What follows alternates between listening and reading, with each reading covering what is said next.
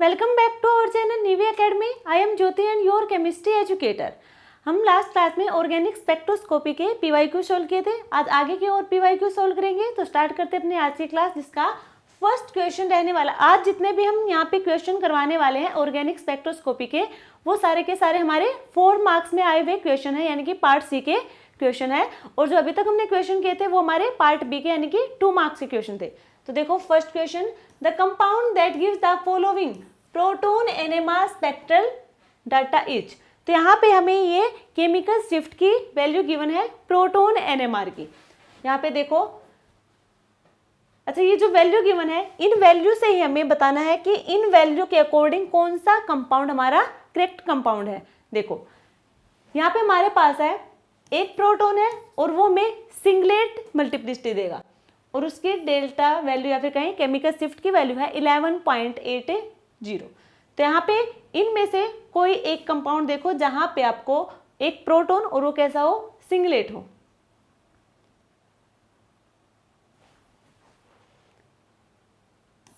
Double bonded O H, ये H है यहाँ पे। बात करें यहाँ पे ओ एच, यहाँ पे भी क्या है ओ एच, और यहाँ पे भी क्या है ओ एच। ये सारे में है एक प्रोटॉन जो क्या देगा, सिंगलेट देगा, और वैल्यू कितनी है 11.80। 11.80 किसकी, केमिकल शिफ्ट की वैल्यू गिवन है। नेक्स्ट हमारे पास है 1 प्रोटॉन है और यहाँ पे होगा डबलेट, 1 प्रोटॉन डबलेट होगा। जैसे देखो जो डबलेट देगा, ये वाला प्रोटॉन देखो, यदि यहाँ पे एक प्रोटॉन है तो इस दूसरे प्रोटॉन की वजह से डबलेट देगा, और ये वाला प्रोटॉन इसकी वजह से डबलेट, यानी कि एक और प्रोटॉन ऐसा होगा जो डबलेट देगा। तो ये डबल डबलेट दे रहा है, तो ये हमारा नहीं होगा, क्योंकि यहाँ तक तो ठीक है। एक प्रोटॉन डबलेट दे रहा है, ये वाला प्रोटॉन इसकी वजह से डबलेट देगा। एक प्रोटॉन डबलेट दे रहा है, ये इसकी वजह से, यानी कि 2 तो हो गई है, ठीक है। और इनकी जो केमिकल शिफ्ट की वैल्यू है वो है 6.86 और 7.01, यानी कि ये एरोमेटिक के प्रोटॉन होंगे। तो ये 2 तो ठीक है, बट यहाँ पे एक और है डबलेट डबलेट, यानी कि इसके पास क्या होंगे, एक ऐसा प्रोटॉन भी होगा जो डबलेट डबलेट 2 मल्टीप्लिसिटी देगा, डिफरेंट मल्टीप्लिसिटी। तो यहाँ पे देखो एक ये प्रोटॉन है, एक ये वाला प्रोटॉन है, और एक ये वाला प्रोटॉन है। ये वाला प्रोटॉन है, इस प्रोटॉन की वजह से ये डबलेट, ये वाला है, ये इसकी वजह से ये डबलेट देगा, बट ये वाला जो प्रोटॉन है ये इसकी वजह से डबलेट देगा और इसकी वजह से भी डबलेट देगा। तो ये होगा डबलेट डबलेट। यहाँ पे हम बात कर रहे थे एक ऐसा प्रोटॉन जो सिंगलेट, तो OH, ये वाला जो OH है ये प्रोटॉन होगा, ये क्या देगा, सिंगलेट देगा। अब हम बात करें आगे, 3 प्रोटॉन ऐसे होंगे जो सिंगलेट देंगे और 3 प्रोटॉन ऐसे होंगे जो सिंगलेट देंगे। ये 3 प्रोटॉन और इन 3 प्रोटॉन को देखो क्या कर रहे हैं दोनों, 3 प्रोटॉन। इसका हम जो प्रोटॉन एनएमआर के जो हम बात करेंगे स्प्लिटिंग की, तो वो होती है नेबरिंग प्रोटॉन की वजह से। तो इसके नेबरिंग होगा ये कार्बन, इस कार्बन पे कोई प्रोटॉन नहीं है और इसके नेबरिंग कार्बन पे भी कोई प्रोटॉन नहीं है, इसलिए ये मल्टीप्लिसिटी दे देंगे सिंगलेट, यानी कि ये 3 प्रोटॉन होंगे, ये हमें सिंगलेट मल्टीप्लिसिटी देंगे। साथ में इनकी केमिकल शिफ्ट की वैल्यू ये देखो 0.5 से 2 और 2 से 5, ये होगी sp3 विद इलेक्ट्रोनेगेटिव और विदाउट इलेक्ट्रोनेगेटिव, ठीक है।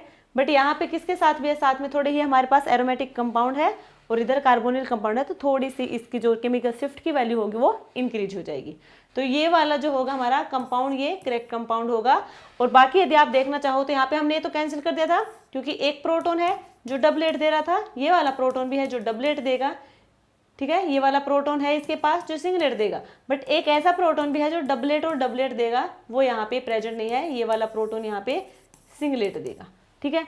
अब हम बात करें यहाँ पे नेक्स्ट इधर, तो इधर भी हमारे पास वो प्रोटॉन नहीं होगा जो डबलेट और डबलेट देगा, ठीक है। यहाँ पे भी डबलेट और डबलेट नहीं देगा, तो आंसर होगा हमारा option D. Next question, assuming the molecules are static,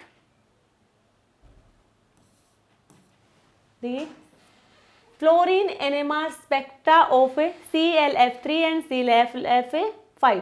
देखो 2 कंपाउंड हमारे पास है, एक है ClF3, एक है ClF5। ये X कंपाउंड है, ये है Y कंपाउंड। यहाँ पे हमें फ्लोरीन 19 फ्लोरीन NMR स्पेक्ट्रा बताना, जैसे कि अभी तक हम प्रोटॉन के बता रहे थे, कार्बन के बता रहे थे और हमने ड्यूटेरियम के बताए थे। अब हम बात करेंगे फ्लोरीन की। तो यहाँ पे नंबर ऑफ सिग्नल हमें कैलकुलेट करने हैं, डबलेट ट्रिपलेट, देखो कितना होगा यहाँ पे। सबसे पहले हम बात करें, क्लोरीन के पास वैलेंस इलेक्ट्रॉन होंगे 7, 3 के साथ बॉन्डिंग की है तो पीछे रहेंगे 4 इलेक्ट्रॉन, यानी कि 2 लोन पेयर की फॉर्म में प्रेजेंट होंगे। इधर भी हमारे पास है, क्लोरीन के पास वैलेंस इलेक्ट्रॉन 7 होंगे, 5 ने बॉन्डिंग कर रखी है, 2 इलेक्ट्रॉन रहेंगे पीछे, यानी कि एक लोन पेयर यहाँ पे प्रेजेंट होगा, यही होगा। तो यहाँ पे पहले हम इसके स्ट्रक्चर ड्रॉ करेंगे, क्योंकि हमें स्ट्रक्चर से ही पता चलेगा कि वहाँ पे जो फ्लोरीन होंगे, जैसे हम प्रोटॉन में देख रहे थे कि उनका सिग्नल सेम होगा डिफरेंट होगा, वैसे यहाँ पे भी स्ट्रक्चर ड्रॉ करेंगे, तभी हमें पता चलेगा कि यहाँ पे जो फ्लोरीन प्रेजेंट है वो सारे एक ही सिग्नल दे रहे हैं या फिर उन सबका डिफरेंट डिफरेंट इन्वायरमेंट है। तो सबसे पहले हम बात करें इस वाले की, ClF3, ये होगा Fa3 और इधर होंगे हमारे पास इक्विटोरियल पोजीशन पे लोन पेयर, ये स्ट्रक्चर होती है, ठीक है, यहाँ पे होंगे लोन पेयर। अब यहाँ पे जो 3 फ्लोरीन प्रेजेंट है, तो ये तो होगा हमारे पास इक्विटोरियल, ये भी इक्विटोरियल है, ये भी इक्विटोरियल, 2 इक्विटोरियल पे तो लोन पेयर प्रेजेंट है, एक पे हमारे पास फ्लोरीन है, यहाँ पे है एक्सियल और एक्सियल, ये दोनों एक्सियल पे हैं। अब यहाँ पे हमें देखना है कि इनकी मल्टीप्लिसिटी क्या होगी। तो फ्लोरीन के लिए आई की जो वैल्यू होगी वो होगी 1/2, यानी कि हाफ होगी। अब यहाँ पे पहले हम इसकी कैलकुलेट करेंगे और फिर इसकी कैलकुलेट करेंगे, दोनों का सम कर देंगे। तो ये जो एक्सियल वाले फ्लोरीन है, इन दोनों का इन्वायरमेंट सेम है, दोनों सेम सिग्नल देंगे, क्लियर है। तो हम पहले Fa के लिए कैलकुलेट करेंगे, तो 2Ni+1 2 इंटू 1/2 + 1, ये हो जाएगा 3। अब हम बात करेंगे इक्विटोरियल के लिए। इक्विटोरियल के लिए होगी हमारे पास 2 इंटू कितना है 1, एक ही फ्लोरीन है, इंटू 1/2 + 1, 2 से 2 कैंसिल, यानी कि 2। तो ClF3 हमें देगा ट्रिपलेट एंड डबलेट, 2 देगा, एक ट्रिपलेट देगा, एक डबलेट देगा, डबलेट और ट्रिपलेट, ये 2 हैं, ये तो कैंसिल कर दिए फिर हमने B और D को। नेक्स्ट हम बात करें ClF5, यहां पे हमारे पास है, पहले स्ट्रक्चर ड्रॉ करेंगे,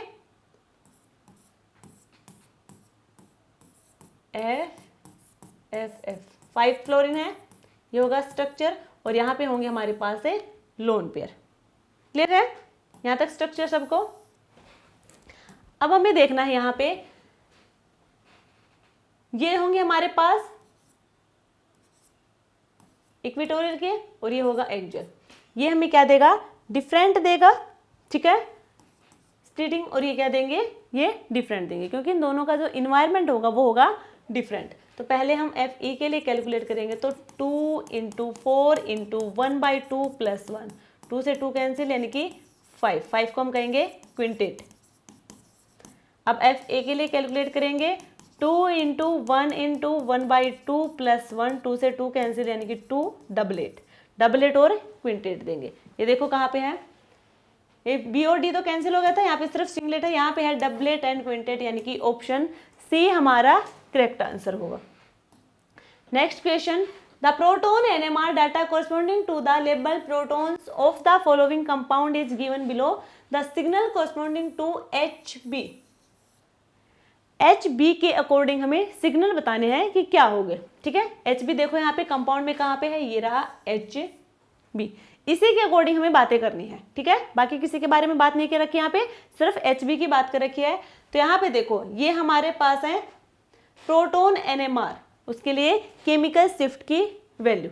तो यहाँ पे देखो, सबसे पहले हम बात करें, ऑप्शन में हमें क्या क्या गिवन है वो हम कैलकुलेट करेंगे। सबसे पहले देखो इसकी स्प्लिटिंग देखेंगे हम, क्योंकि सारे ऑप्शन में गिवन है स्प्लिटिंग, साथ में यहाँ पे गिवन है डेल्टा, यानी कि केमिकल शिफ्ट की वैल्यू, और जे की वैल्यू गिवन है। तो यहाँ पे सबसे पहले हम देखें यहाँ पे, तो इसके देखो 1 2 3JHB किसके अकॉर्डिंग देख रहे हैं हम, HC के साथ, तो ये देगा हमें डबलेट। अब हम बात करें 1 2 3 HA, अब हम बात करें एच ए के अकॉर्डिंग एच बी की, तो वो भी हमें क्या देगा, डबलेट देगा।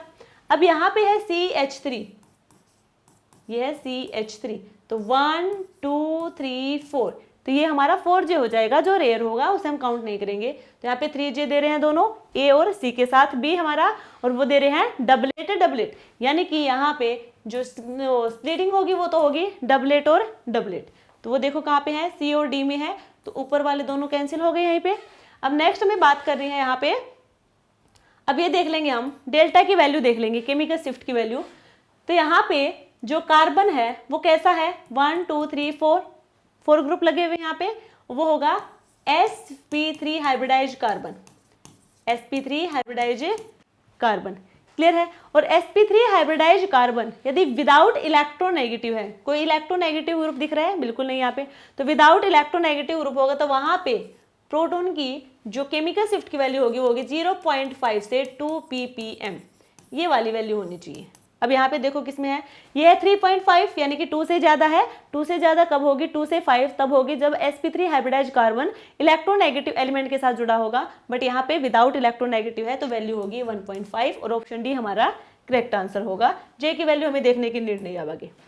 Next question, consider the following compound where 3JAB and 3JBC represent 3 bond coupling between HA and HB और HB and HC protons respectively। ये एक कंपाउंड है, ये प्रोटॉन HA, ये HB, और इसमें जो हमारा मिथाइल ग्रुप है इसमें जो प्रोटॉन लगे हैं वो है H3। अब यहाँ पे हमारे पास 2 सिनेरियो दिए हैं, 2 डिफरेंट सिनेरियो। फर्स्ट सिनेरियो के अकॉर्डिंग क्या है, जो ये 3JAB और 3JBC ये क्या होंगे, डिफरेंट है, ठीक है। ये में J की वैल्यू ज्यादा है, J यानी कि कपलिंग कांस्टेंट, और कपलिंग कांस्टेंट किसकी ज्यादा है, क्या 3JB, देखो 3JAB और 3JBC रिप्रेजेंट क्या कर रहे हैं, यहाँ पे हम बात करेंगे A के स्प्लिटिंग की, और किसके साथ, B के अकॉर्डिंग, और यहाँ पे B के स्प्लिटिंग की बात करेंगे C के अकॉर्डिंग, ठीक है। तो यहाँ पे जो J की वैल्यू है, फर्स्ट सिनेरियो ये है कि जो J की वैल्यू है, कपलिंग कांस्टेंट है दोनों की, वो डिफरेंट है। अब ज्यादा कम किसके है वो हम बाद में देखेंगे। बात यह है कि यहाँ पे जो कपलिंग कांस्टेंट है वो डिफरेंट है। डिफरेंट होने की वजह से तो सबसे पहले हम देखेंगे, हम A की बात करेंगे, ये A है। अब A है ये, तो हम इसको देखेंगे B के अकॉर्डिंग, 1 2 3, 3JAB क्या होगा, क्या देगा, डबलेट, डबलेट देगा। अब हम बात करेंगे B की C के अकॉर्डिंग, तो यहाँ पे 1 2 ये लिखेंगे हम C, ये होगा 3, तो अभी 3JB की बात करें C के अकॉर्डिंग क्या देंगे, यहाँ पे इन तीनों का इन्वायरमेंट सेम होगा, इन्वायरमेंट सेम तो सिग्नल भी सेम होंगे, सिग्नल सेम होंगे तो ये क्या देंगे, जो मल्टीप्लिसिटी होगी वो क्या हो जाएगी, एक इसमें ऐड हो जाएगी। तो यहाँ पे 3 है तो एक ऐड हो गया तो क्या हो गया 4 4, यानी कि क्वार्टेट। तो फर्स्ट सिनेरियो के अकॉर्डिंग यहाँ पे जो A हमारा था, HA के अकॉर्डिंग हम बात करें तो वहां पे हमारे पास मल्टीप्लिसिटी थी डबलेट, और B के अकॉर्डिंग बात करेंगे तो वहां पे थी क्वार्टेट। ये हमने फर्स्ट सिनेरियो के अकॉर्डिंग बात की है। अब हम बात करेंगे सेकंड सिनेरियो के अकॉर्डिंग, यानी कि इन दोनों की कपलिंग कांस्टेंट सेम है, ठीक है। जो 3JAB और 3JBC इनकी कपलिंग कांस्टेंट सेम है, तो यहाँ पे अब बात किसकी करनी है, हमें HB की बात करें हम, मान लीजिए। तो यहाँ पे देखो अब इन दोनों की सेम है, सेम होने की वजह से यहाँ पे HB होगी, वो टोटल कितने प्रोटॉन से नेबर प्रोटॉन कितने होंगे टोटल, अब की बार हमें टोटल बात करनी है, ठीक है। यहाँ पे 1 2 3 4 कितने टोटल 4, एक इसमें ऐड करेंगे क्या हो जाएंगे 5, तो क्या होगा क्विंटेट देगा। या हमें टोटल की बात करनी है क्योंकि यहाँ पे इनका जो कपलिंग कांस्टेंट होगा वो सेम होगा, सेम होने की वजह से हम एक को काउंट करेंगे और उसके जितने भी नेबरिंग प्रोटॉन होगा उन सबको एक के साथ ऐड कर देंगे और उसकी मल्टीप्लिसिटी कैलकुलेट कर लेंगे। यहाँ पे इनका कपलिंग कांस्टेंट डिफरेंट था, डिफरेंट होने की वजह से इनका हम डिफरेंट मल्टीप्लिसिटी कैलकुलेट कर रहे थे। तो फर्स्ट सिनेरियो के अकॉर्डिंग तो होगा हमारे पास डबलेट और क्वार्टेट, और सेकेंड के अकॉर्डिंग होगा क्विंटेट, ठीक है। फर्स्ट के अकॉर्डिंग क्विंटेट नहीं, क्वार्टेट ऑफ डबलेट, हाँ ये सही है, और सेकंड के अकॉर्डिंग क्विंटेट, सेकंड वाला सही है। ये थर्ड हमारा क्या है ट्रिपलेट, तो हमने कैलकुलेट ही नहीं किया यहाँ पे भी ट्रिपलेट, ये भी रॉन्ग, आंसर होगा हमारा B. Next question, a molecule shows two absorption, यानी कि कोई मॉलिक्यूल है जो टू ऑब्जॉर्प्शन बैंड हमें दिखाएगा, एक होगा 896 एंड सेकंड होगा 900 मेगाहर्ट्ज पे। In its 13 carbon NMR spectrum in a magnetic field of 3 Tesla, यानी कि मैग्नेटिक फील्ड की वैल्यू यहाँ पे गिवन है 3 tesla. The corresponding chemical shift in ppm are, chemical shift की वैल्यू हमें कैलकुलेट करनी है, ठीक है। तो उससे पहले हमें क्या करना होगा, देखो यहाँ पे हमारे पास, और साथ में यहाँ पे गायरोमैग्नेटिक रेशियो कार्बन के लिए वैल्यू गिवन है रेडियन पर टेस्ला पर सेकंड में। जो गायरोमैग्नेटिक रेशियो होगा उसकी 2 यूनिट होंगी, एक तो होगा रेडियन पर टेस्ला पर सेकंड, सेकंड होगा मेगा हर्ट्ज, यही होंगे। यदि रेडियन पर सेकंड पर टेस्ला में यूनिट गिवन है और उसे हमें मेगा हर्ट्ज में कन्वर्ट करना है, तो वहां पे हम क्या करेंगे, 2 पाई से डिवाइड कर देंगे, 2 पाई से डिवाइड कर देंगे वैल्यू को। यदि मेगा हर्ट्ज है तो वहां पे हम 2 पाई से मल्टीप्लाई कर देंगे और हमारी जो वैल्यू आएगी आएगी रेडियन पर टेस्ला पर सेकंड में। बट हमें चाहिए क्या, रेडियन पर टेस्ला पर सेकंड है, हमें चाहिए ये मेगा हर्ट्ज में, तो हम 2 पाई से डिवाइड करेंगे। 2 पाई से डिवाइड करेंगे तो सबसे पहले हम फ्रीक्वेंसी कैलकुलेट करेंगे, जो होगी गायरोमैग्नेटिक रेशियो B0 अपॉन 2 पाई। अब यहाँ पे देखो ये होगी वैल्यू 6.72 इंटू 10 की पावर 7 इंटू 3 अपॉन 2 इंटू 3.14। इसको हम सोल्व करेंगे, 3 2 6 1 20 अपॉन 10 की पावर 7, ये हो जाएगा हमारे पास 8 2 6। डेसिमल से डेसिमल कैंसिल हो गया, इसे हम देखेंगे कितने पे जाएगा, 20 16 6 28 6 3 18, यानी कि 3 पे, और 2 6 2 8 और 18, यहाँ पे होगा हमारे पास 2 3 1 0। अब नेक्स्ट जाएगा ये 6 2 पे, 16 1 5 और 12, यानी कि 3.2 इंटू 10 की पावर 7, ये किस में है, इसको हमें, ये है हर्ट्ज में।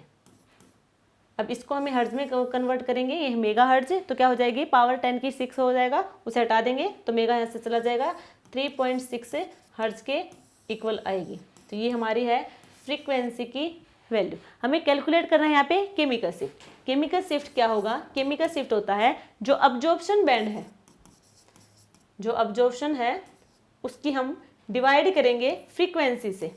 तो यहाँ पे अब्जॉर्प्शन बैंड हमारे पास 2 है और इन दोनों की हम मल्टीप्लाई करवाएंगे। फर्स्ट हमारे पास है 8 9, अच्छा ये 3.62 नहीं, ये 7 है, तो मेगा कितना होता है, 10 की पावर 6 होगा, तो एक यहाँ से डेसिमल को रिमूव कर देंगे, 32 हो जाएगा, ठीक है।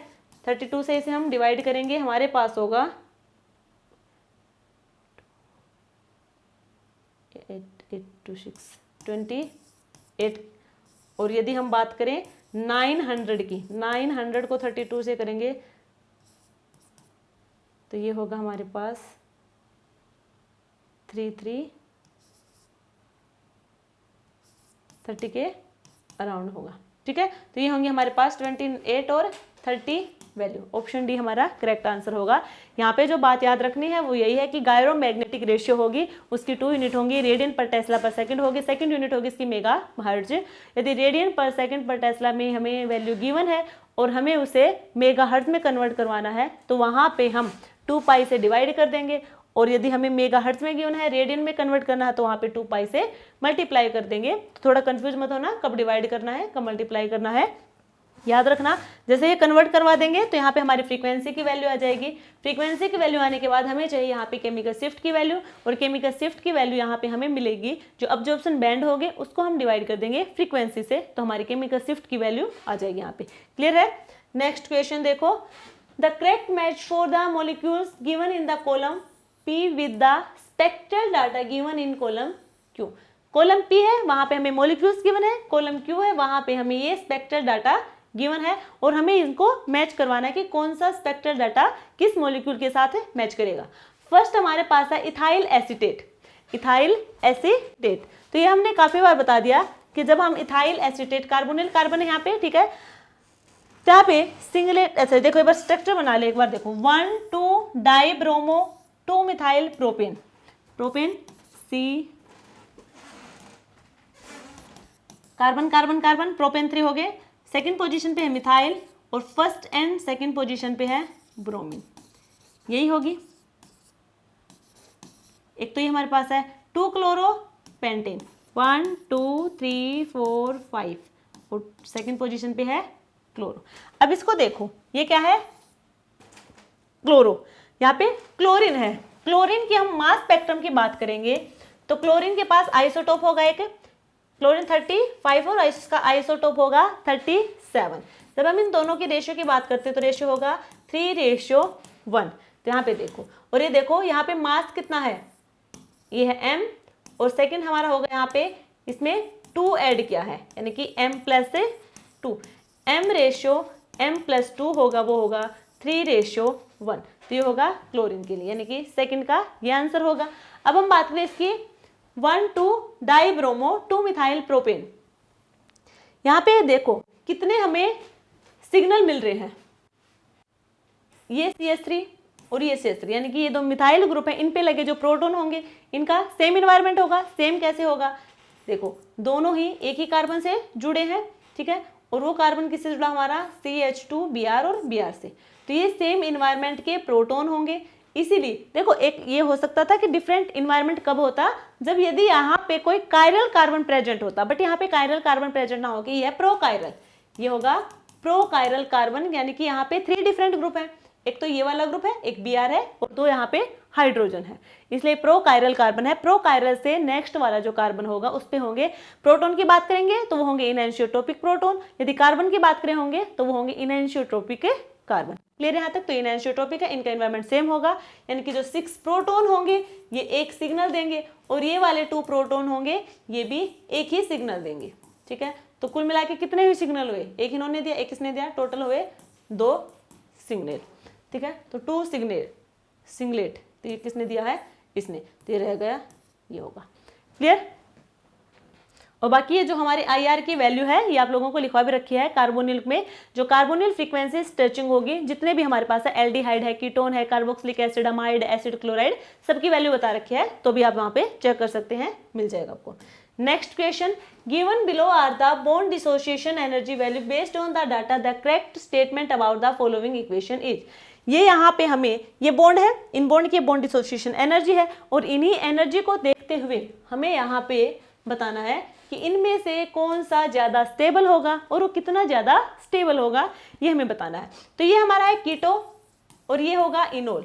यदि हम बात करें, जैसे कि हम रिएक्शन मैकेनिज्म भी देखते हैं ये वाला, कि कीटो और इनोल है, ठीक है, टोटोमराइजेशन करवाते हैं, तो मेनली तो वहाँ पे कीटो ही स्टेबल होता है। जब भी हम कीटो और इनोल की बात करेंगे तो वहाँ पे कीटो मॉलिक्यूल होगा वो ज़्यादा स्टेबल होगा इनोल के कंपैरिजन में। इनोल भी स्टेबल हो सकता है बट उसकी कुछ कंडीशन होती हैं, कि मान लीजिए इसके साथ कोई एरोमेटिक कंपाउंड लगा हो, एरोमेटिक कैरेक्टर प्रेजेंट हो, तो वहाँ पे क्या होगा, इनोल वाला स्टेबल हो जाएगा। तो इसकी कुछ कंडीशन होती है, उस कंडीशन में होगा तो ये वाला स्टेबल होगा, अदरवाइज कीटो ही ज़्यादा स्टेबल होता है। बट यहाँ पे हम इन वैल्यू के अकॉर्डिंग बात करेंगे, डायरेक्टली हमें पता चला है कि ए वाला स्टेबल है, बट यहाँ पे हमें वैल्यू भी बतानी है कि कितने स्टेबल है, कितना ज़्यादा स्टेबल है।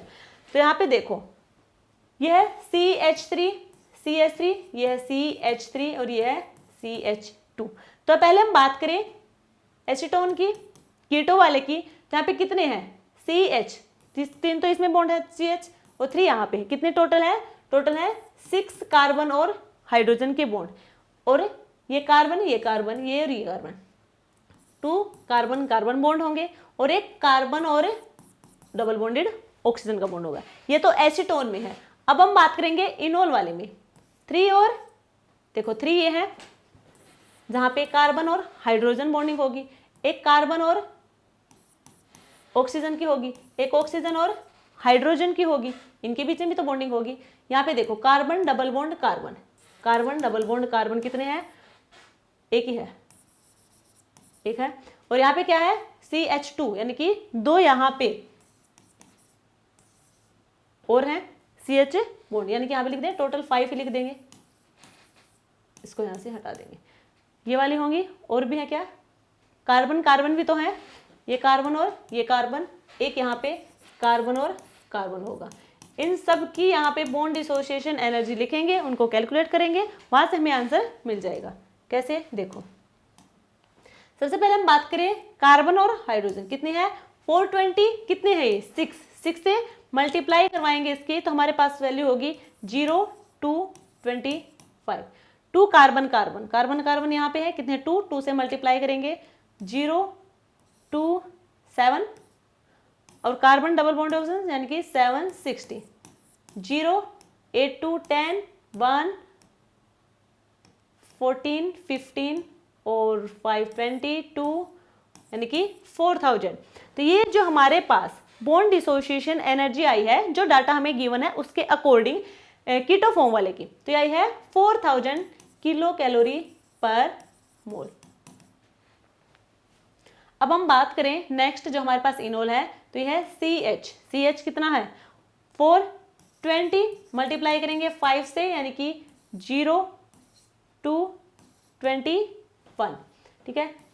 कार्बन ऑक्सीजन 380, नेक्स्ट OH की होगी 460, कार्बन डबल बॉन्ड कार्बन 6 से 30, नेक्स्ट हमारे पास है कार्बन कार्बन 360।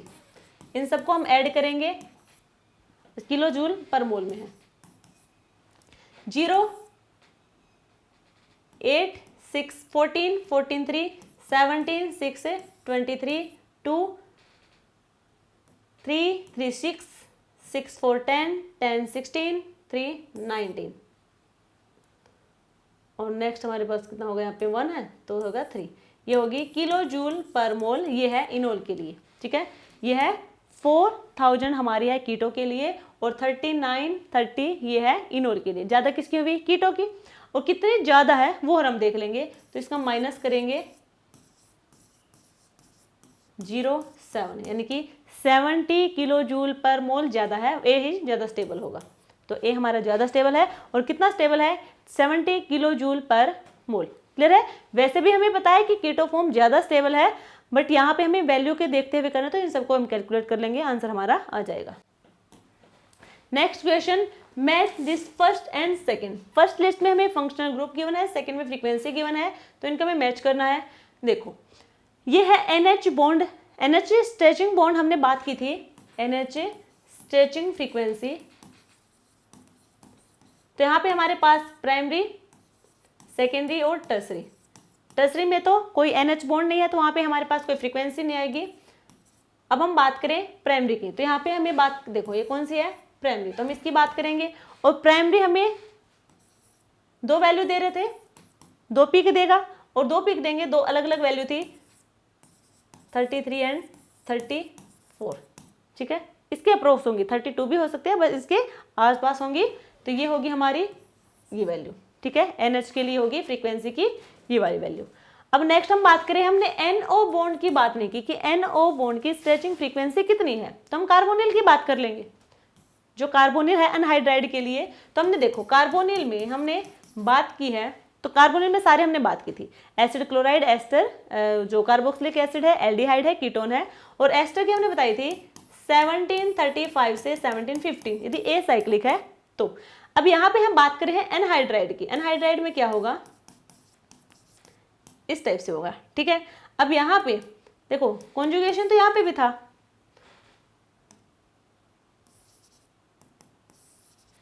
ठीक है। अब यहाँ पे जो कॉन्जुगेशन और ज़्यादा होगा, और साथ में हमने एक बात बताई थी कि जो एनहाइड्राइड की जो फ्रीक्वेंसी होगी वो सबसे, एक तो एसिड क्लोराइड की सबसे ज़्यादा होगी, और दूसरे अनहाइड्राइड की सबसे ज़्यादा होगी। अनहाइड्राइड की सबसे ज़्यादा होगी, तो एसिड क्लोराइड और अनहाइड्राइड को याद रखना, इनकी 1800 से ज़्यादा ही होगी, ठीक है।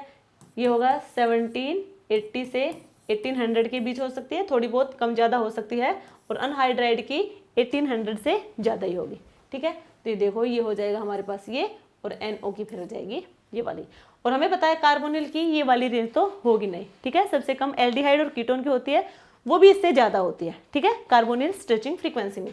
तो आपको थोड़ा आइडिया रहना चाहिए कि वैल्यू कितनी इनकी है। तो ये वैल्यू आपको याद होंगे तभी आप आंसर कर पाएंगे, अदरवाइज आंसर नहीं कर पाएंगे। नेक्स्ट क्वेश्चन देखो, the compound that exhibit the following special data is IR। IR की वैल्यू यहाँ पे देखो 1740 सेंटीमीटर, और प्रोटोन NMR उसकी केमिकल शिफ्ट की वैल्यू गिवन है। और ये हमारे यहाँ पे साथ में electron impact mass spectrum M/Z, यानी कि मास पर चार्ज होगा, जो वैल्यू हमें गिवन है वो है 71। तो सबसे पहले हम कैलकुलेट करने की कोशिश करेंगे इस केमिकल शिफ्ट की वैल्यू से। उसके बाद हम जाएंगे हमारी NMR के जो फ्रीक्वेंसी है उस पर, वहां से भी हम कैलकुलेट नहीं कर पाए, तो उसके बाद हम जाएंगे इस पे। हमें हमारा कंपाउंड चाहिए कि कंपाउंड क्या होगा, ठीक है। देखो हमारे पास 3 प्रोटोन ऐसे हैं जो ट्रिपलेट देंगे, मल्टीप्लिसिटी 3 प्रोटोन ट्रिपलेट देंगे, यानी कि ये 3 प्रोटोन हुए। ट्रिपलेट कब देंगे, जब साथ में कोई CH2 लगा होगा तभी वो ट्रिपलेट देंगे, ठीक है। अब 2 प्रोटोन ऐसे होंगे जो 6 स्टेट देंगे, वो कब देंगे, यहाँ पे CH2 और लगा हो, तो ये वाले जो 2 प्रोटोन होंगे, तो इसके साथ है 3, ये है 2, ये कितने 5 + 1 6, यानी कि 6 स्टेट, ये देगा 6 स्टेट, ये देगा ट्रिपलेट। 2 प्रोटोन ऐसे होंगे जो ट्रिपलेट देगा, ये वाले 2 प्रोटोन ट्रिपलेट दे देंगे। 4.6, अच्छा ये तो केमिकल से क्या है, 2 प्रोटोन ऐसे होंगे जो डबलेट देंगे, 2 प्रोटोन ऐसे होंगे जो डबलेट देंगे, यानी कि इसके साथ जो नेक्स्ट वाला कार्बन होगा उस पर सिर्फ एक ही प्रोटोन होगा, तभी वो क्या दे सकता है, डबलेट दे सकता है। एक प्रोटोन ऐसा होगा जो डबलेट देगा और एक प्रोटोन ऐसा होगा जो डबलेट देगा। तो यहाँ पे है 5.2 और 5.4। तो यहाँ पे हमने एक बात की थी कि sp2 कार्बन है, उसमें एक तो होगा ओलिफिनिक, दूसरा होगा एरोमेटिक। यदि एरोमेटिक है तो उसकी वैल्यू होगी 6.5 से 8.5 ppm के बीच केमिकल शिफ्ट की, और ओलिफिनिक में होगा 5 से 7.5। तो ये है 5 के अप्रोक्स है, ठीक है। तो यहाँ पे हमारे पास carbon double bond carbon present होगा, इधर कार्बन डबल बॉन्ड कार्बन यहाँ पे प्रेजेंट होगा, ठीक है। अब देखते हैं इसमें, और नेक्स्ट होगा 1 प्रोटोन होगा जो मल्टीप्लेट देगा। देखो ये CH2 है, यहाँ पे एक प्रोटोन है, ये भी CH2 है, CH2 है, CH2 है, और ये है CH3। तो यहाँ पे देखो CH3 CH2 CH2, ये वाला कॉन्सेप्ट, ये वाला बिल्कुल सही यहाँ तक, ठीक है। साथ में अब हमारे पास है, कहाँ तक क्लियर हुआ ये, यहाँ तक। इसके आगे की हम बात करेंगे कि 2 प्रोटोन ऐसे होंगे जो डबलेट देंगे, तो ये वाले जो 2 प्रोटोन है ये इस प्रोटोन की वजह से डबलेट देंगे, यहाँ तक भी क्लियर है। आगे है 1 प्रोटोन जो डबलेट देगा, 1 प्रोटोन जो डबलेट, ये 1 प्रोटोन है, ये C, ये H,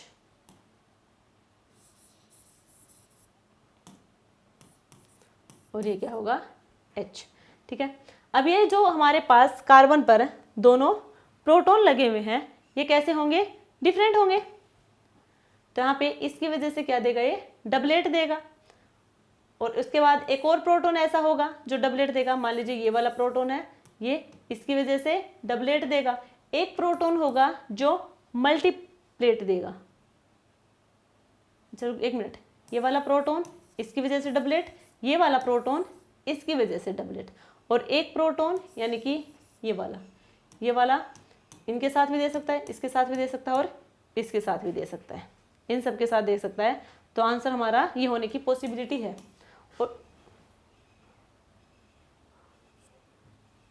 और हम चेक करते एक बार, यह है CH3 CH2 CH2 CH2 CH2 CH3, ये तो होगा नहीं क्योंकि कार्बन डबल बॉन्ड कार्बन होगा, ये देखो यहाँ पे इसकी वजह से।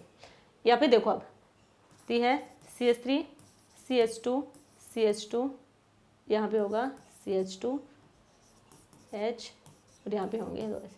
अच्छा ये तो सेम ही है, बस यहाँ पे डिफरेंस क्या है, यहाँ पे जो CH2 है इसके साथ लगा है कार्बोनिल, इधर वाले CH2 के साथ, और इधर क्या है, इस वाले CH2 के साथ ऑक्सीजन है। तो पहले हम इस जो डबल कार्बन है 2 प्रोटोन है, यह है क्या दे रहा था हमें, डबलेट। साथ में यहाँ पे जो कार्बन होगा ये होगा sp3 का, और साथ में इलेक्ट्रोनेगेटिव है, तो इसकी जो डेल्टा की वैल्यू होगी वो होनी चाहिए 2 to 5 के बीच में। पहले ये वाली देखो बात, 2 प्रोटोन डबलेट देंगे और इसकी वैल्यू होगी 4.6, यानी कि हमारा इलेक्ट्रोनेगेटिव के साथ जुड़ा होगा, ये कार्बोनिल के साथ जुड़ा है, तो इसकी वैल्यू इतनी ज़्यादा नहीं होगी, इसकी वैल्यू 2.8 इतने इसके आसपास हो सकती है, ठीक है। बट यहाँ पे वैल्यू हमें गिवन है 4.6, तो यही होगा, तो ये भी नहीं होगा। नेक्स्ट इसको हम देख लें, CH3 CH2 CH2, यहाँ तक तो बिल्कुल ठीक है। नेक्स्ट हमारे पास है ये हाइड्रोजन है, ये हाइड्रोजन है, ये है CH3। तो हमें 3 प्रोटोन ही ऐसे गिवन थे जो ट्रिपलेट दे रहे थे, उसके बाद 3 प्रोटोन हमें कहीं नहीं मिल रहे, ठीक है। 3 प्रोटोन हमें कहीं नहीं मिल रहे, हमें 2 प्रोटोन चाहिए थे, फिर वो कहाँ से आएंगे, तो ये वाला भी नहीं होगा, तो आंसर हमारा ए ही होगा। क्लियर यहाँ तक सबको। जो ये क्वेश्चन है इसी टाइप के 4 मार्क्स में जो एनएमआर से क्वेश्चन पूछे गए हैं मोस्टली इसी टाइप के हैं। हमें यहाँ पे केमिकल शिफ्ट की वैल्यू, आईआर फ्रीक्वेंसी या फिर मास स्पेक्ट्रम की वैल्यू हमें यहाँ पे गिवन है, यानी कि बेस पीक की वैल्यू गिवन है, और उससे हमें कंपाउंड बताना है कैसे होगा। तो सबसे पहले हम कोशिश करेंगे कि हमें केमिकल शिफ्ट की वैल्यू अच्छे से याद है, तो हम क्या करेंगे, उसी को देखते हुए यहाँ पे स्ट्रक्चर को मैच करेंगे कि वो वाला स्ट्रक्चर है नहीं। यदि उससे हमें पता नहीं लग रहा किसी वैल्यू के अकॉर्डिंग, तो फिर हम जाएंगे आईआर फ्रीक्वेंसी पे, आईआर फ्रीक्वेंसी से पता लगा लेंगे वहाँ पे कोई फंक्शनल ग्रुप है या नहीं है, ठीक है, उसे फ्रीक्वेंसी से हमें पता चल जाएगा। फिर यहाँ पे जो मास होगा, ठीक है, m/z, इससे हम पता लगा लेंगे, इससे हम पता लगाएंगे तो हमें मॉलिक्यूल को क्या करना पड़ेगा, फ्रेगमेंट करना पड़ेगा। तो पहले कोशिश करना आईआर और डेल्टा की वैल्यू से हमारा स्ट्रक्चर आ जाए, कंपाउंड आ जाए। अब यहाँ पे देखो आईआर की वैल्यू है 16, 90 और 1100 सेंटीमीटर इनवर्स। ये हमारे पास प्रोटोन की और ये 13 कार्बन एनएमआर की डेल्टा की वैल्यू गिवन है। तो 3 प्रोटोन ऐसे हैं जो सिंगलेट हैं, यानी कि 3 प्रोटोन है, इसके साथ कोई जो ऐसा वो हमारा कोई कार्बन नहीं होगा जिसपे प्रोटोन हो, या तो यहाँ पे कोई इलेक्ट्रोनेगेटिव एलिमेंट हो सकता है, या फिर सेकंड कंडीशन हो सकती है यहाँ पे कोई कार्बोनिल ग्रुप हो, ये हो सकते हैं। तो ये क्या देंगे, सिंगलेट देंगे हमें। नेक्स्ट हमारे पास है 3 प्रोटोन ऐसे होंगे जो सिंगलेट होंगे, तो मान लीजिए यही कंडीशन होंगी, या तो कोई ऐसा CH3 होगा जिसके पास इलेक्ट्रोनेगेटिव एलिमेंट होगा, या फिर ऐसा होगा जिसके साथ कार्बोनिल ग्रुप होगा। तो यहाँ पे देख भी ले, अच्छा बाद में देखेंगे। एक बार ये क्या है, 2 प्रोटोन है जो हमें देंगे डबलेट, 2 प्रोटोन डबलेट देंगे CH2CH। अच्छा ये देखो साथ में 2 प्रोटोन है, यहाँ पे क्या है, 2 प्रोटोन डबलेट। जब 2 प्रोटोन डबलेट, 2 प्रोटोन डबलेट हो, 2 प्रोटोन डबलेट और 2 प्रोटोन डबलेट, तो ये हमने बताया था बेंजीन डाई सब्स्टिट्यूटेड में कि यदि 2 प्रोटोन डबलेट 2 प्रोटोन डबलेट है तो 2 कंडीशन होंगी, एक तो होगा ऑर्थो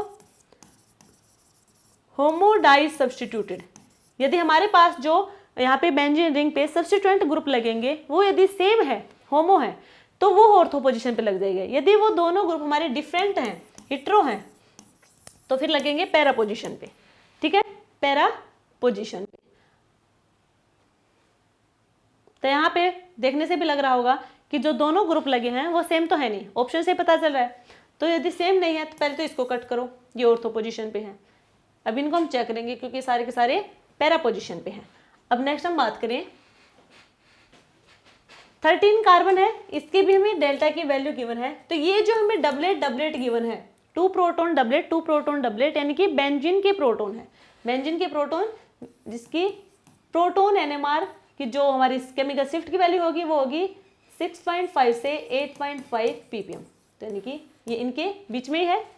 अब यहाँ पे देखो ये CH3 है, ये CH3 है, ये दोनों ऐसे CH3 हैं जहाँ पे सिंगलेट हमें मल्टीप्लिसिटी दे रहे हैं, साथ में 2 प्रोटोन ऐसे हैं जो डबलेट देंगे। तो यहाँ तक तो ठीक है, यहाँ पे भी है ऐसी बात, ये भी क्या है CH3 और ये भी क्या है CH3, यहाँ पे ये है CH3 और ये भी क्या है CH3। क्लियर। अब यहाँ पे ये हमारे पास है CH3 sp3 हाइब्रिडाइज, यदि इलेक्ट्रोनेगेटिविटी के साथ नहीं है तो वैल्यू होगी 0.5 से 2, यदि इलेक्ट्रोनेगेटिव एलिमेंट के साथ है तो वैल्यू होगी 2 से 5। तो यहाँ पे वैल्यू है 2 से 5 के बीच में है, 2.8 और 3.8, यानी कि जो CH3 ग्रुप है वो इलेक्ट्रोनेगेटिव एलिमेंट के साथ जुड़ा होगा या फिर कार्बोनिल कार्बन से जुड़ा होगा, अकेला CH3 ग्रुप यहाँ पे नहीं है।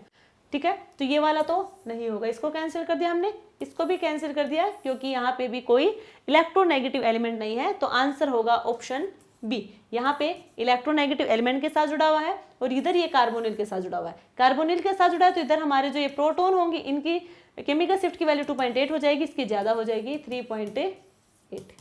ठीक है, तो आंसर होगा ऑप्शन बी।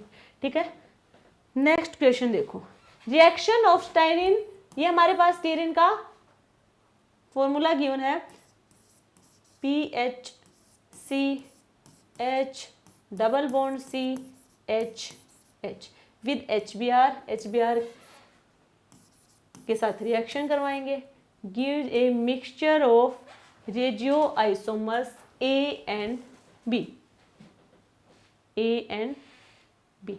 अच्छा, जब हम इसकी रिएक्शन करवाएंगे HBr के साथ तो हमें यहाँ पे दो प्रोडक्ट मिलेंगे, product A and product B। तो यहाँ पे उनमें से कोई एक मेजर होगा, एक माइनर होगा, पहले हम करके देखते हैं।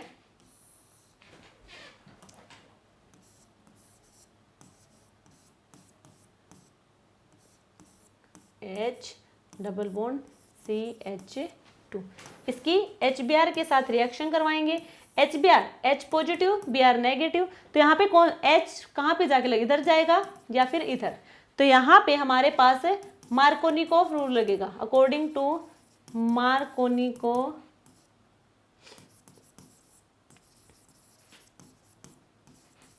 तो यहाँ पे क्या होगा, के ही होगा। मार्कोनिकोव रूल के अकॉर्डिंग क्या होगा, यहाँ पे हमें मिलेगा CH2 Br और यहाँ पे H, दूसरा प्रोडक्ट हमें मिलेगा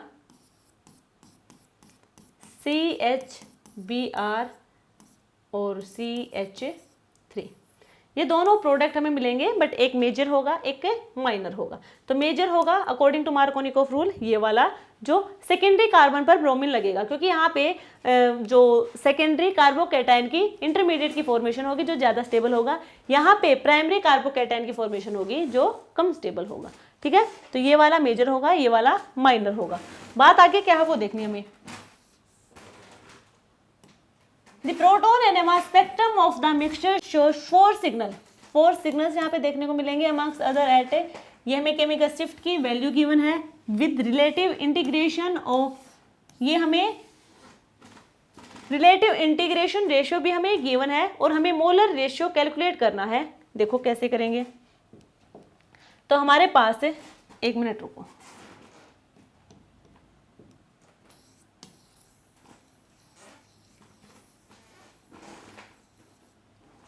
देखो एक तो हमारे पास ये आया CHBr CH3, उस B प्रोडक्ट हमारे पास ये है CH2 CH2Br, ये प्रोडक्ट A है, ये प्रोडक्ट B है और हमें A और B प्रोडक्ट का रेशियो कैलकुलेट करना है, मोलर रेशियो। अब यहाँ पे बात करें, ये वाला ज़्यादा स्टेबल है, ये वाला कम स्टेबल है, तो ये होगा माइनर। ये ज़्यादा स्टेबल इसलिए है क्योंकि यहाँ पे सेकेंडरी कार्बोकैटायन की फॉर्मेशन होगी और वहाँ पे प्राइमरी कार्बोकैटायन की फॉर्मेशन होगी। हमें पता है सेकेंडरी कार्बोकैटायन मोर स्टेबल होगा प्राइमरी कार्बोकैटायन से। यहाँ तक सबको क्लियर है। आगे हमें यहाँ पे डेल्टा की वैल्यू गिवन है, यानी कि केमिकल शिफ्ट की वैल्यू यहाँ पे गिवन है, वो भी प्रोटोन के लिए। तो यहाँ पे देखो ये वाला जो प्रोटोन है, ये वाला जो प्रोटोन है किसके साथ है, ये पहले बात तो ये sp3 कार्बन है, दूसरा ये इलेक्ट्रोनेगेटिव एलिमेंट के साथ भी है, तो इसकी वैल्यू ज़्यादा होगी, इसकी वैल्यू क्या होगी, ज़्यादा होगी। ठीक है, ये हो जाएगा यहाँ पे 5.17 क्योंकि ये वैल्यू होगी 2 से 5 के आसपास होगी, तो ये हमारी 5 के आसपास ये वाली वैल्यू हुई। नेक्स्ट हम बात करें इसकी,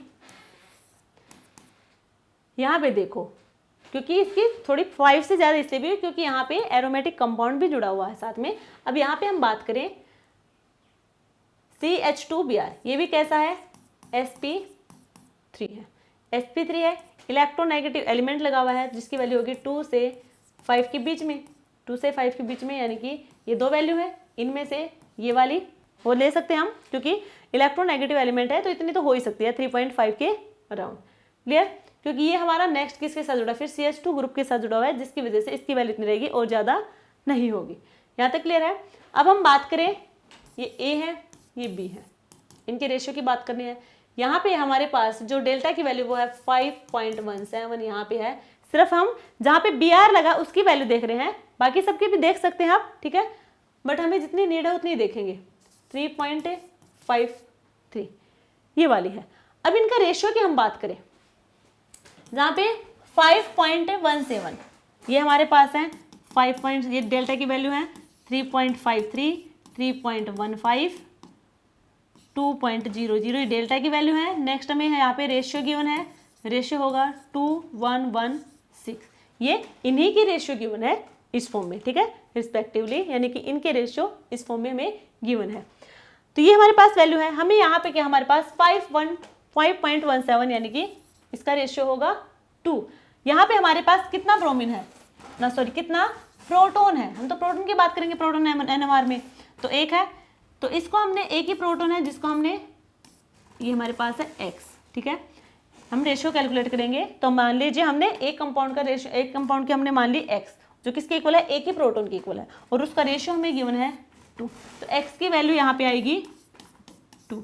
अब हम बात करेंगे सेकेंड, इसकी हमने मान ली Y, अब इसकी Y हमने मान ली, यहाँ पे कितना है हमारे पास, ब्रोमीन के साथ 2 प्रोटॉन लगे हैं, तो इन 2 प्रोटॉन की वैल्यू है Y और उसका रेशियो कितना है 1, इसका 1 है, तो एक का निकालेंगे हम तो 1/2 यानी कि 0.5, ये होगा 2 to 0.5, इसको हम सोल्व करेंगे 0.5 to 1/2 है। यदि हम दोनों साइड 2 से मल्टीप्लाई करवाते, 2 into 2 रेशियो 1/2 into 2, 2 से 2 कैंसिल, इधर हो जाएगा 4:1, आंसर होगा 4:1, यानी कि ऑप्शन बी हमारा करेक्ट आंसर है। नेक्स्ट क्वेश्चन देखिए, partial spectral data is given as below, हमें कुछ स्पेक्ट्रल डाटा यहाँ पे गिवन है। देखो फर्स्ट हमारे पास है 4 सिग्नल्स बिटवीन, 4 सिग्नल होंगे जिनकी केमिकल शिफ्ट की वैल्यू होगी 13 कार्बन, NMR की वैल्यू है ये 120 से 150 ppm। ये वैल्यू कहाँ आती है पहले तो वो देख लो, 20, 40, 40, 80, 80, 110 से 140 और 140 से 220, यानी कि इनके बीच में है वैल्यू, ठीक है। 4 सिग्नल हमें मिलेंगे कार्बन के, 13 कार्बन के। नेक्स्ट हम बात करें 2 डबलेट बिटवीन, ये हमारी है प्रोटॉन की। अब ये जो वैल्यू है 6.8 to 8.5 ये होती है एरोमेटिक प्रोटॉन की। sp2 हाइब्रिडाइज्ड कार्बन होगा, उस पर जो प्रोटॉन होंगे वहां पे उसमें भी ओलिफेनिक में ना होके एरोमेटिक में होती है ये वाली वैल्यू 6.5 से 8.5 के अराउंड। क्लियर है? यानी कि बेंजीन होंगी, बेंजीन में 2 प्रोटॉन होंगे जो क्या देंगे यहाँ पे डबलेट दे रहे हैं, ठीक है, डबलेट। अब यहाँ पे देखो नेक्स्ट हमारे पास है an absorption band at 1724 centimetre inverse in IR spectrum, ये हमें फ्रीक्वेंसी भी गिवन है। तो ध्यान से देखो यहाँ पे पहले तो हम प्रोटॉन 13 कार्बन के देखेंगे 4 सिग्नल, क्या उसके 4 सिग्नल हैं या फिर नहीं है। 1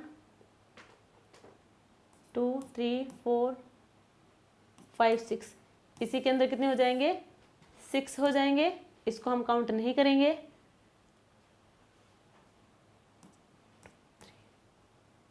यदि हम यहाँ से सिमेट्री पास करवाएं तो ये क्या है CH2 CH, ये भी क्या है CH, तो 1 1, ये क्या CH CH, ये भी क्या होगा 1 1, क्योंकि यहाँ से सिमेट्री पास नहीं होगी, सॉरी 2 2, 1 कब होता है जब यहाँ से भी सिमेट्री पास होती।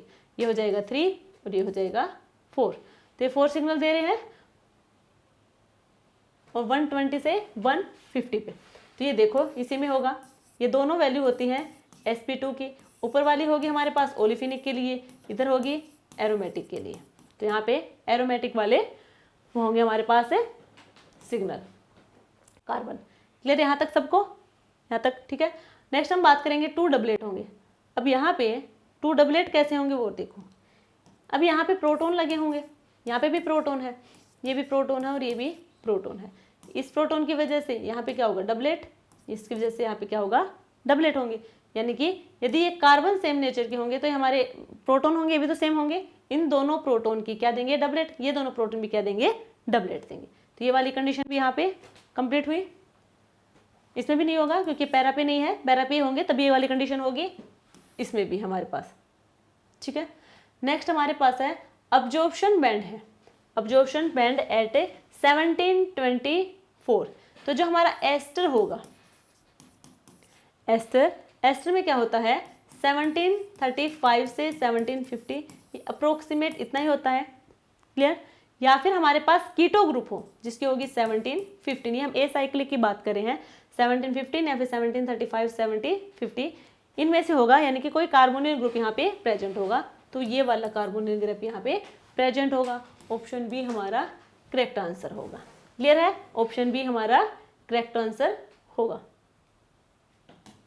नेक्स्ट, ए कंपाउंड जो फॉलोइंग स्पेक्ट्रल डाटा, प्रोटोन और हमारे यहाँ पे मास स्पेक्ट्रम के बेस पे की वैल्यू गिवन है, correct structure of the compound is.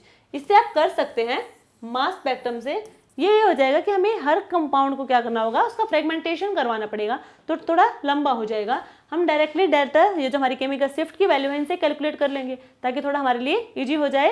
Value याद है, फटाफट हम इनको देख लेंगे किस मॉलिक्यूल के साथ मैच करें, वो हमारा आंसर हो जाएगा। ठीक, यहाँ पे देखो 2 प्रोटोन है जो डबलेट देंगे, 2 प्रोटोन है जो डबलेट देंगे, 2 प्रोटोन डबलेट, 2 प्रोटोन डबलेट, वही या तो ऑर्थो होंगे या फिर पैरा होंगे। ऑर्थो तब होंगे जब वो होमोडाई सब्स्टिट्यूटेड हो, पैरा जब होंगे जब वो हेटेरोडाई सब्स्टिट्यूटेड हो। तो यदि कोई पैरा पे नहीं है, क्योंकि आपको साफ दिख रहा होगा दोनों ग्रुप यहाँ पे डिफरेंट है, यदि सेम ग्रुप है और वो ऑर्थो पे है तो वो तो सही है, यदि सेम ग्रुप नहीं है डिफरेंट ग्रुप है फिर ऑर्थो पे है तो वो सही नहीं है। ये वाला नहीं होगा क्योंकि पैरा पे नहीं है, डिफरेंट ग्रुप है। ये दोनों सब्स्टिट्यूएंट हमारे डिफरेंट है बट ये पैरा पे नहीं है तो ये भी नहीं होगा। आंसर हमारा फर्स्ट एंड सेकंड में से कैलकुलेट करना है। अब यहाँ पे 2 प्रोटोन है जो डबलेट देंगे, 2 प्रोटोन होंगे जो डबलेट देंगे और वैल्यू ये देखो किसकी होगी, जो एरोमेटिक प्रोटोन होंगे उनकी। तो यहाँ पे देखो ये एरोमेटिक प्रोटोन होंगे, इनकी ये वैल्यू होगी। अब नेक्स्ट हम बात करें 2 प्रोटोन जो सिंगलेट देंगे, 2 प्रोटोन सिंगलेट देंगे, ये वाले हो गए। 2 प्रोटोन में सिंगलेट देंगे। नेक्स्ट हम बात करें 3 प्रोटोन ट्रिपलेट देंगे, 3 प्रोटोन ट्रिपलेट देंगे। तो ये हमारे पास 3 प्रोटोन है और ये CH2 ये क्या देंगे, इसके साथ है ट्रिपलेट देंगे। यहाँ पे भी CH3 CH2 ट्रिपलेट देंगे, क्लियर है, ये हमें क्या देंगे, ट्रिपलेट देंगे। अब यहाँ पे हमारे पास है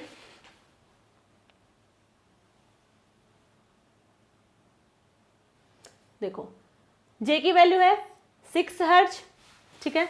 अच्छा J की वैल्यू से तो कोई फायदा नहीं क्योंकि यहाँ पे क्या है ये sp3 है और उसकी वैल्यू कितनी होगी, विदाउट इलेक्ट्रोनेगेटिव है तो 1.4।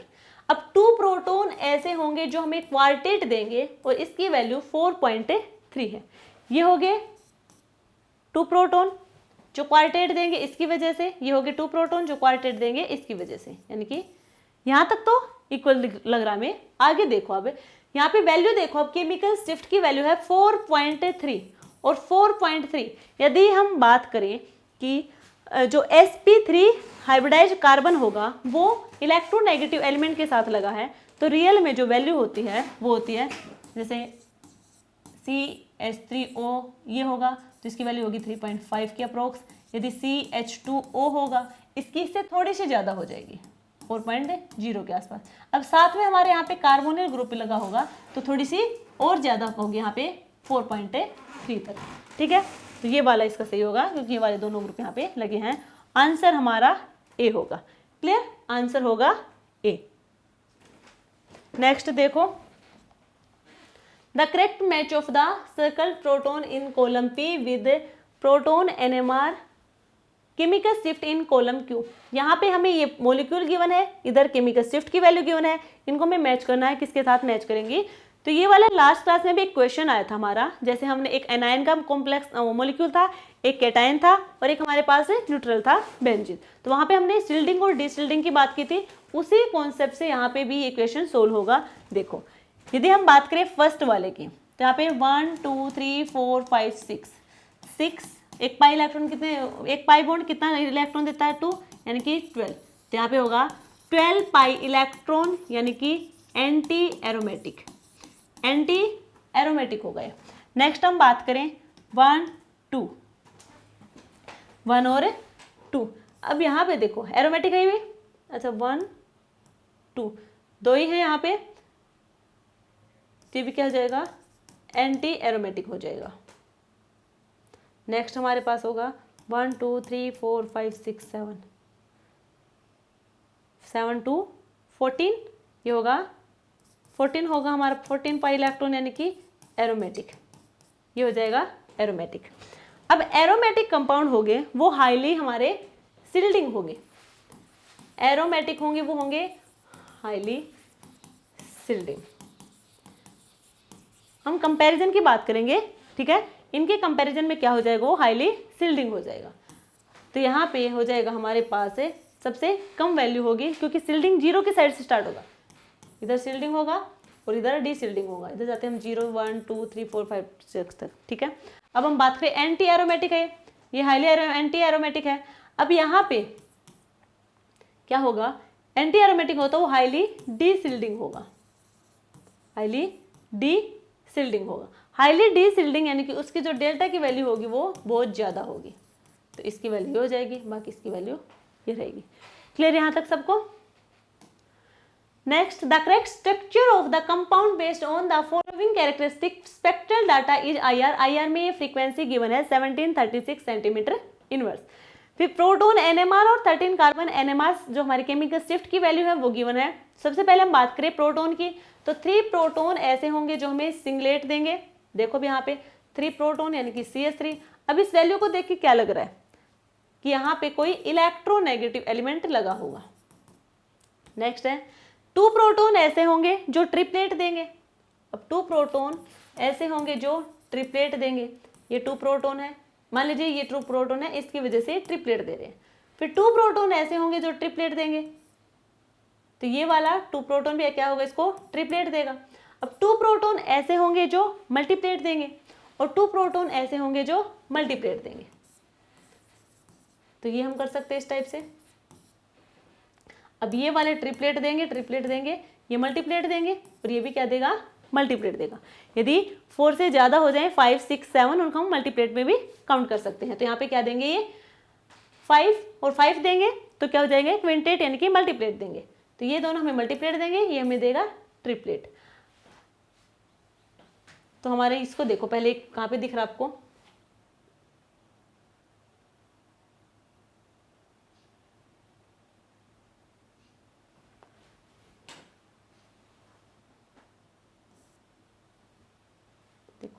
CH2 CH2 4 CH2 है ना, CH2 CH2 हो गया। अब इसकी हम बात करें 2 प्रोटॉन, इसकी वैल्यू है, यदि इलेक्ट्रोनेगेटिव के साथ है तो वहाँ पे 2 से 5 होगी। क्या कोई 5 है, वैसी वैल्यू है। ये देखो 2 प्रोटॉन जो ट्रिपलेट देगा और 2.25 देगा, 2 प्रोटॉन जो ट्रिपलेट देगा और वो देगा 3.32, यानी कि वो किसी इलेक्ट्रोनेगेटिव एलिमेंट से किसी ग्रुप से तो जरूर अटैच होगा। 3.3 है, यानी कि एक यहाँ पे इलेक्ट्रोनेगेटिव है, ये यहाँ पे कोई कार्बोनिक ग्रुप से भी अटैच हो सकता है। तो ये हमारे पास था 2 प्रोटॉन जो ट्रिपलेट से होगा, ये हो सकता है, ब्रोमीन भी तो एक इलेक्ट्रोनेगेटिव है, और CH2 ये एक इलेक्ट्रोनेगेटिव है। साथ में 3 प्रोटॉन ऐसे होंगे जो सिंगलेट देगा, ये होगा CH3। क्या और हो सकता है, इससे ज़्यादा पॉसिबिलिटी हो। यहाँ पे देखो ये है CH3, अब CH3 sp3 हाइब्रिडाइज है, इसकी वैल्यू है ऑक्सीजन के साथ अभी मैंने बताया 3.5 की अप्रोक्स होती है।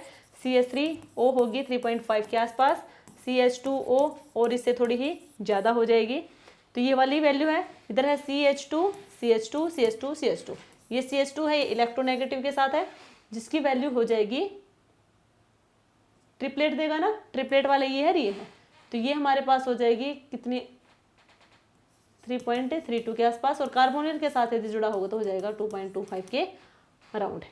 क्लियर है? ये वाला आंसर होगा हमारा, ऑप्शन सी हमारा करेक्ट आंसर है। क्लियर है? ये वाला होगा हमारा आंसर, क्योंकि यहाँ पे CH3 है, ये कार्बोनिल ग्रुप से है, डायरेक्टली ऑक्सीजन से नहीं है, यानी कि इलेक्ट्रोनेगेटिव एलिमेंट से नहीं अटैच है, तो इसकी जो डेल्टा की वैल्यू होती है वो 2.8 के अप्रोक्स होती है। ठीक है, 3.5 के अराउंड नहीं होती, ठीक है, उससे कम ही होगी, 2.8 से 3.0 इसके आसपास होगी। ठीक है, तो ये हमारा क्वेश्चन था। नेक्स्ट देखो, the correct structure of compound which following 13 carbon NMR DEPT, ये हमने कॉन्सेप्ट देखा था, डिस्टोर्शनलेस enhancement फॉर पोलराइजेशन ट्रांसफर। इसमें हमने एक कॉन्सेप्ट देखे थे, एक तो हमारे पास एंगल है 45, एक है 90, एक है 135। 45 में कौन से होंगे हमारे कार्बन NMR, वो होंगे क्वार्टनरी कार्बन जिस पर एक भी प्रोटॉन ना लगा हो। 90 की हम बात करें तो होगा CH ग्रुप वाले, और 135 में होंगी एक तो पॉजिटिव पीक होगी, एक नेगेटिव पीक होगी, यानी कि जो हमारी ये लाइन होगी इससे ऊपर और या इससे नीचे नेगेटिव। ठीक है, ऊपर पॉजिटिव, नीचे नेगेटिव। पॉजिटिव है यानी कि ऊपर है, हमने दो दिखाई, यानी कि कोई दो ही होंगे ग्रुप, एक होगा यहाँ पे CH3 ग्रुप होगा, एक होगा CH ग्रुप, और नेगेटिव में होगा CH2 ग्रुप। तो अब देख लो यहाँ पे हमारे पास है ये वैल्यू गिवन है यहाँ पे नेगेटिव पीक और पॉजिटिव पीक में। पॉजिटिव पीक में सिर्फ एक ही वैल्यू हमें गिवन है, तो यानी कि कोई एक ही इनमें से ग्रुप होगा जो पॉजिटिव होगा। ठीक है, एक ही ग्रुप प्रेजेंट होगा इन मॉलिक्यूल्स में। बाकी 1 2 3 4 ग्रुप हमारे CH2 के होंगे जो नेगेटिव पीक दे रहे हैं। नेगेटिव पीक सिर्फ एक ही दे रहा है CH2 ग्रुप, यानी कि 4 हमारे CH2 ग्रुप होंगे। देखो अब कहाँ पे है CH2 ग्रुप, ये CH2 है, ये CH2 है, CH2 है, ये भी CH2 है, ये C और H है, तो यानी कि एक है, बाकी 4 हमारे पास क्या है, वो CH2 ग्रुप है जो नेगेटिव पीक दे रहे हैं, एक हमारा पॉजिटिव पीक, यानी कि ऑप्शन ए होगा। बाकी को भी चेक कर लें, यहाँ पे तो है CH3, तो एक तो ये पॉजिटिव पीक दे देगा, यहाँ पे CH और CH दो ही हो गए, तो यानी कि 3 पॉजिटिव पीक दे रहा है, बट यहाँ पे वैल्यू किसकी है, सिर्फ एक की, तो ये नहीं होगा। यहाँ पे CH2 है, CH2 है, CH2, ये भी CH3 है और ये CH, यानी कि 2 पॉजिटिव पीक है, तो ये भी नहीं होगा।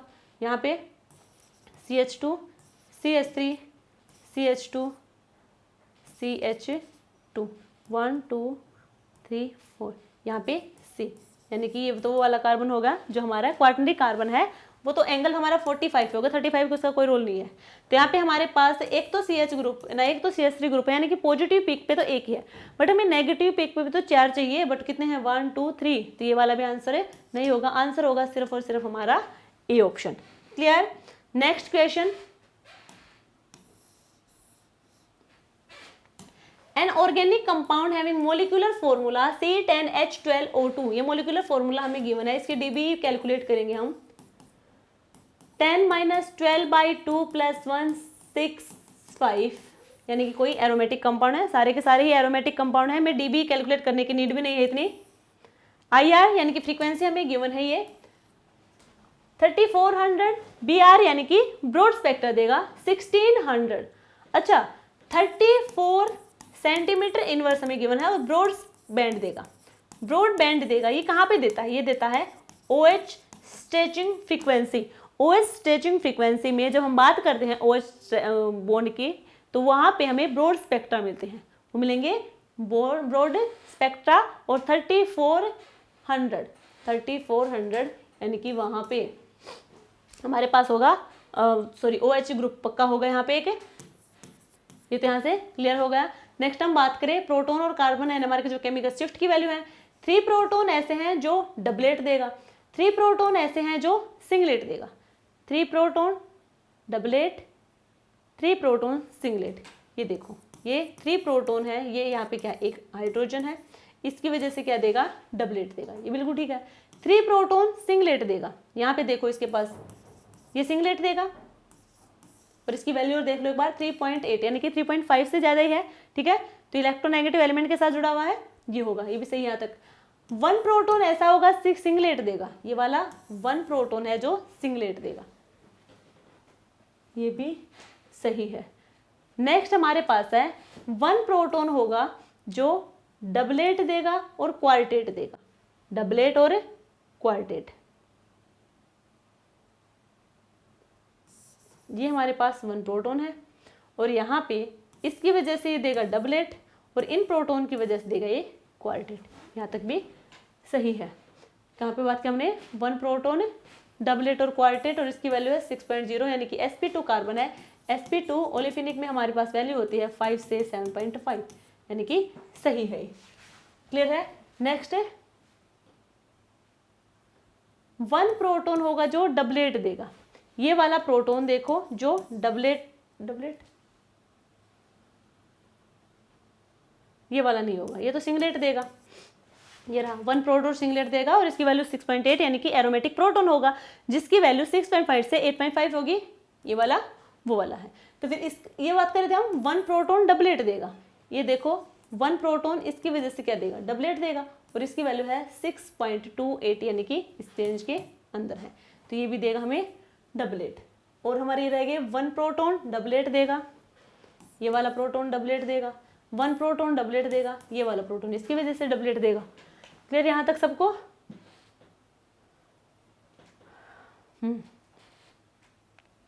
ये ठीक है। अब यहाँ पे हम देखें, ये तो हमने फर्स्ट में देख लिया, क्या बाकी सब में ऐसा तो नहीं हो रहा? यहाँ पे देखो हमारे पास है CH3, ये वाला ग्रुप तो बिल्कुल ठीक है, ठीक है। OH वाला भी ठीक है, OMe भी ठीक है। बट यहाँ पे एक प्रोटॉन है जो सिंगलेट देगा, ठीक है। ये वाला तो दे ही रहा है, ठीक है, ये तो ये वाला है, बट ये वाला भी प्रोटॉन है जो सिंगलेट देगा। तो यहाँ पे ऐसा कोई प्रोटॉन नहीं होगा, ये हमारे पास होंगे। तो ये हमें डबलेट देगा, ये डबलेट देगा और ये डबलेट देगा। तो ऐसा तो हमारे पास कुछ है नहीं, तो ये नहीं होगा आंसर।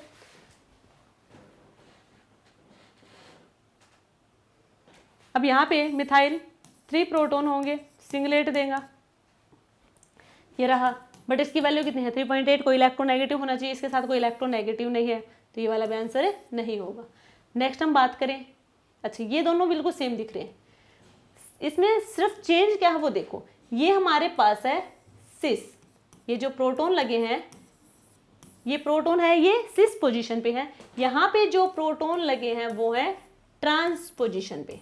अब इसके हमें जे की वैल्यू देखनी पड़ेगी, क्योंकि हमें ये जे कपलिंग कांस्टेंट में हमने देखा था जेमिनल विशिनल। तो जेमिनल तो वो होगा जो एक ही कार्बन पे 2 प्रोटॉन हो। यहाँ पे बात हो रही है कार्बन डबल बॉन्ड कार्बन के बीच की। एक तो होगा ये वाली कंडीशन हो सकती है, दूसरी ये वाली हो सकती है। ये विशिनल कार्बन होंगे, sp2 कार्बन। यदि सिस है तो यानी कि इसकी वैल्यू होगी 10 to 12 और ट्रांस होगी 16 to 18 हर्ट्ज। तो हमें ये वैल्यू देखनी है, जे की वैल्यू 1 प्रोटॉन डबलेट देगा, जे की वैल्यू है 18 हर्ट्ज, 18 हर्ट्ज। और यहाँ पे 1 प्रोटॉन जो डबलेट क्वार्टेट देगा, 1 प्रोटॉन जो डबलेट देगा, इनकी वैल्यू है 18 हर्ट्ज। 18 हर्ट्ज यानी कि ये होगा ट्रांस, क्वेश्चन ने बता रखा है, तो आंसर होगा ऑप्शन ए। ये इसलिए नहीं होगा क्योंकि सिस वाला है, बाकी बिल्कुल सेम है, कोई डिफरेंस नहीं है। ये सिस हमारा है इसलिए ये आंसर नहीं होगा, क्योंकि इसकी जो जे की वैल्यू होगी वो होगी 10 to 12 हर्ट्ज, बट यहाँ पे वैल्यू है 18 हर्ट्ज, ठीक है। तो ये होगा ट्रांस वाला, यानी कि ऑप्शन ए हमारा करेक्ट आंसर है। नेक्स्ट क्वेश्चन, मिथाइल 4-ऑक्सो pentanoate exhibit signal at delta की वैल्यू हमें गिवन है। ये सारी की सारी in its 13 carbon NMR spectrum the signal due to methoxy C1 C4 C5R। यहाँ पे ये ग्रुप गिवन है मिथोक्सी यानी कि OMe और CH3 C1 C4 और C5। इनकी हमें ये वैल्यू बतानी है कि ये वैल्यू किसकी होंगी, किस वाले ग्रुप की होंगी। तो पहले हमें वो मॉलिक्यूल बनाना है 1 2 3 4 5 4 मिथाइल,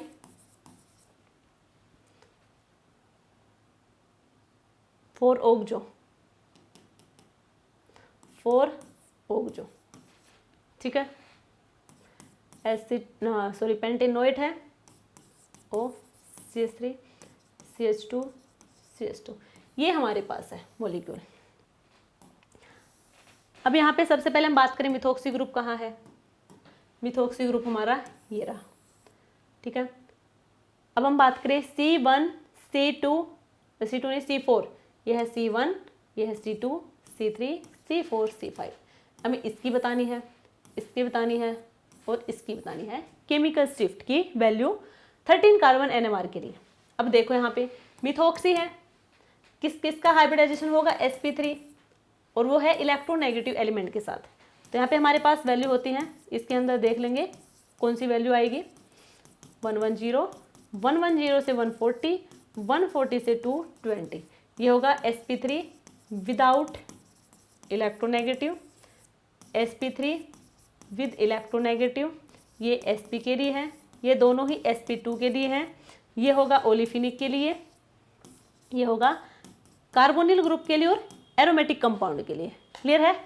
अब देखो हमारे पास सबसे पहले मिथॉक्सी की बात करें तो यहाँ पे sp3 है बट वो इलेक्ट्रोनेगेटिव के साथ है, तो इसकी वैल्यू होगी इस रेंज के अंदर 40 से 80 के बीच में। देखो यहाँ पे 40 और 80 के बीच में, 40 और 80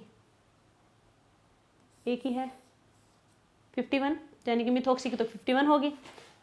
तो फर्स्ट और थर्ड ये ऑप्शन तो पहले कैंसिल आउट हो गए। अब हम बात करें C1 की, कार्बोनिल है और एक इधर हमारे पास कार्बोनिल है, ठीक है। तो इनकी वैल्यू थोड़ी चेंज तो होगी क्योंकि यहाँ पे कार्बोनिल के साथ इलेक्ट्रोनेगेटिव एलिमेंट है, यानी कि इसकी ज्यादा होगी थोड़ी बहुत इसके कंपैरिजन में। तो कार्बोनिल की वैल्यू आती किसके अंदर है, कार्बोनिल की वैल्यू आएगी 140 से 220, 140 से 220 यानी कि ये दो वैल्यू है। अब ज्यादा किसकी आएगी, 208, ये होगी इस वाले कार्बन की यानी कि C1 की, C1 की होगी 208। तो आंसर तुम्हारा, अच्छा सॉरी ए और सी तो पहले कैंसर, 208 और 1, यानी कि आंसर तुम्हारा आ गया ऑप्शन बी। फिर भी हम आगे देख लेंगे, सी के लिए होगा फिर 172, ठीक है। यहाँ पे C5 की हम बात करें, ये है CH3, CH3 sp3 हाइब्रिडाइज है। अब ये इलेक्ट्रोनेगेटिव एलिमेंट के साथ नहीं लगा है तो ये 20 से 40 के बीच में आएगा, और इसके साथ कार्बोनिल ग्रुप लगा है तो थोड़ी बहुत हो सकती है ज़्यादा, ठीक है। तो वो वैल्यू होगी हमारे पास 20 से 40, 32 मान रखा है तो हम 32 मान लेंगे, 37 मान दे तो 37 मान लेंगे, ठीक है। तो ऐसे कंफ्यूज तो हमें नहीं करेंगे कि दोनों ही वैल्यू दे दे, कि सिर्फ इसका ही डिफरेंस दे दे कि एक ऑप्शन में 37 डाल दिया, एक में 32 डाल दिया, तो उससे इतना एक्यूरेट हमें याद नहीं होगा किसी भी कभी वैल्यू। हम आइडिया लगाएंगे कि इनके बीच में वैल्यू है तो फिर कौन सा ग्रुप वहां पे लगा होगा, फंक्शनल ग्रुप। क्लियर है। तो ये हमारा आंसर होगा option B. Next question, the correct 13 carbon NMR chemical shift value of carbon level A to E in following ester is. यहाँ पे हमें A B C D E, ठीक है, सारे के सारे कार्बन दिए गए हमें। अब इनकी हमें केमिकल शिफ्ट की वैल्यू बतानी है इस एस्टर में। तो देखो सबसे पहले हम बात करें A की, तो ये हमारे पास है sp3 है, इलेक्ट्रोनेगेटिविटी के साथ है तो ये 40 to 80 के बीच में लाई करेगा। बी हमारा कार्बोनिल है, ऑक्सीजन के साथ है, चाहे ऑक्सीजन के साथ है, इलेक्ट्रोनेगेटिविटी है इसके साथ है, बट ये लाई तो करेगा 140 से 220 के बीच में। तो इसके हम देख लेंगे वैल्यू कौन सी होगी। सी हमारा, अच्छा एक बार देख लो यहाँ पे,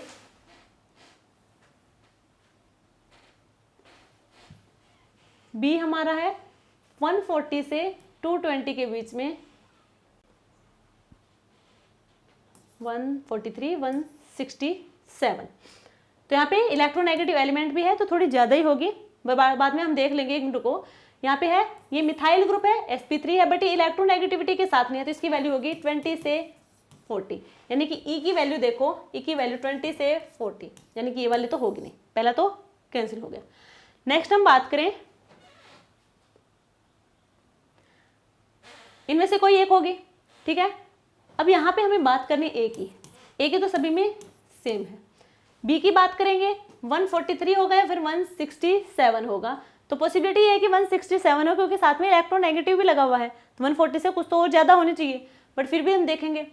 अब डी और सी की बात करेंगे, यहाँ पे है CH और CH, ये होगा sp2 और ये भी कैसा है sp2, ओलिफिनिक होगा। इसकी वैल्यू लाई करेगी 110 से 140 के बीच में इन दोनों की, बट इक्वल नहीं होगी इनकी। इक्वल इसलिए नहीं होगी क्योंकि ये वाला तो CH3 के साथ लगा हुआ कार्बन, बट ये वाला कार्बो यानी कि एस्टर ग्रुप के साथ लगा हुआ है। एस्टर ग्रुप के साथ लगा हुआ है तो इस वाले कार्बन की जो वैल्यू होगी वो कम होगी। देखो कम क्यों हुई, इसलिए कम हुई क्योंकि यहाँ पे कॉन्जुगेशन दिखेगा और जहाँ कॉन्जुगेशन इंक्रीज वहाँ पे वैल्यू डिक्रीज। क्लियर है। तो इसकी वैल्यू कम होगी डी वाले की ज़्यादा होगी। तब यहाँ पे देखो सी की कम डी की ज़्यादा, सी की कम डी की ज़्यादा, ठीक है। और ये हमारी 161 यानी कि ऑप्शन डी हमारा करेक्ट आंसर होगा। Next, anthranilic acid on treatment with isoamyl nitrate furnish a product with display strong peak with 76। ये हमें बेस पीक गिवन है मास स्पेक्ट्रम की। तो हमें बताना है कि कौन सा स्ट्रक्चर हमें यहाँ पे मिलेगा, कौन सा कंपाउंड हमारे पास है एंथ्रेनिलिक। इसका स्ट्रक्चर होगा कुछ इस टाइप से, यह है एंथ्रेनिलिक एसिड। इसके हमें रिएक्शन करवानी है आइसोअमाइल नाइट्रेट के साथ, नाइट्राइट के साथ करवाएंगे। आइसोअमाइल नाइट्राइट का काम क्या है पहले वो देख लो। इसका काम है जो प्राइमरी एरोमेटिक अमीन होगा, प्राइमरी एरोमेटिक अमीन होगा, उसको कन्वर्ट करवा देगा डायाएजोटाइजेशन में, ठीक है। यानी कि NH2 होगा, ये प्राइमरी एरोमेटिक है, इसको N2 में कन्वर्ट करवा देगा। तो हमें मिलेगा यहाँ पे C double bonded O OH N2। जब इसको हम हीट करेंगे तो यहाँ से देखो प्रोटॉन जाएगा, नेगेटिव चार्ज आएगा, ये इधर ये इधर, ठीक है। और ये नेगेटिव चार्ज अपने इलेक्ट्रॉन यहाँ, और N2 ये भी क्या है, एक स्टेबल प्रोडक्ट है, यानी कि CO2 और N2 स्टेबल प्रोडक्ट की फॉर्म में यहाँ से बाहर चले जाएंगे और हमें मिलेगा यहाँ से बेंजाइन इंटरमीडिएट, बेंजाइन इंटरमीडिएट होगा। क्लियर। जब इसका हम देखो बेंजाइन इंटरमीडिएट है, क्या ऐसा आपको कोई कंपाउंड दिख रहा है? नहीं। वैसे भी बेंजाइन इंटरमीडिएट हाईली अनस्टेबल होता है, हाईली अनस्टेबल होगा तो ये क्या करवाएगा, डाइमराइजेशन करवाएगा, और डाइमराइजेशन करवाएगा तो हमें जो प्रोडक्ट मिलेगा वो होगा